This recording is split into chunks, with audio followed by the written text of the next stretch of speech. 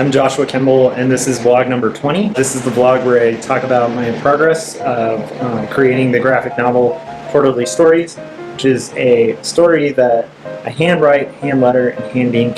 It's about faith and mental illness, and it's a really personal story to me. I've been a freelance illustrator for over, like 10 years now, far over 10 years. And I'm also a full-time art director. What I've been doing is spending 30 minutes a day on my comic, and gradually it's getting carved away. I'm already up to page 38, which I'm really excited about. I've completed graphic novels long ago in the past that I wasn't too happy with. I hadn't really figured out my style, hadn't really figured out how I wanted to draw, how I wanted to present things.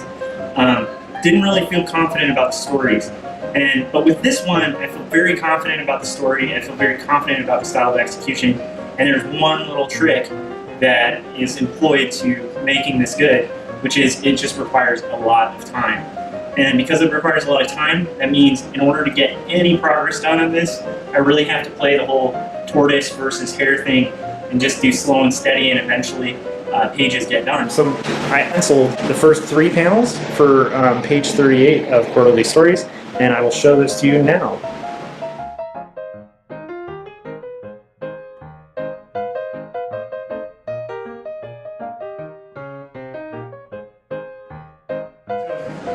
So anyhow, from that, I've felt encouragement to add, as you guys know from my previous vlogs, other things to that list. So 15 minutes a day is dedicated to vlogging, and 15 minutes a day at least is dedicated to my backyard. Today when I was going to work on my backyard, it was brought up that, well, why do you keep doing that? Why don't we just throw it out in the trash, or why don't we just get like a chainsaw and it'll make chopping this piece of wood a much better task? But here's the thing, for me it's kind of like a Zen challenge.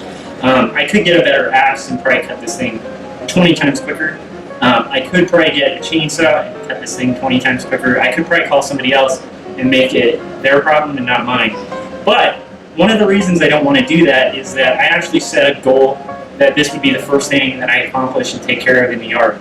And it's this big, there's actually 2 big hunks of wood that have just been an ugly eyesore in the backyard that I wanted to convert to firewood.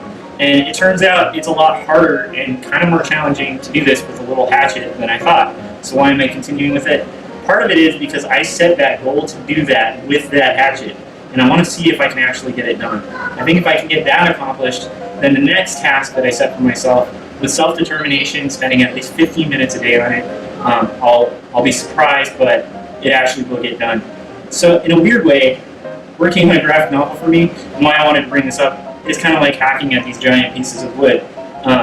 Since I'm not much of a outdoorsman and I don't have necessarily the right tools, it's going to take a much longer period of time.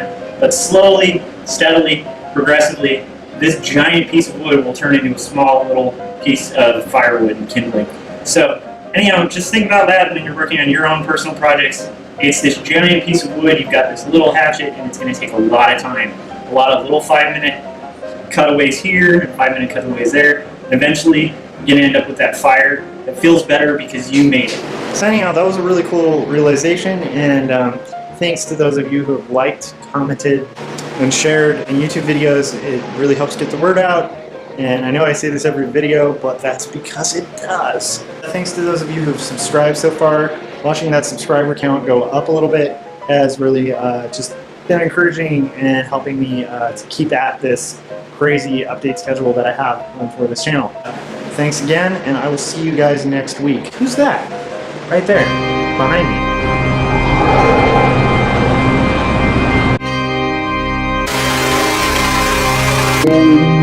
me.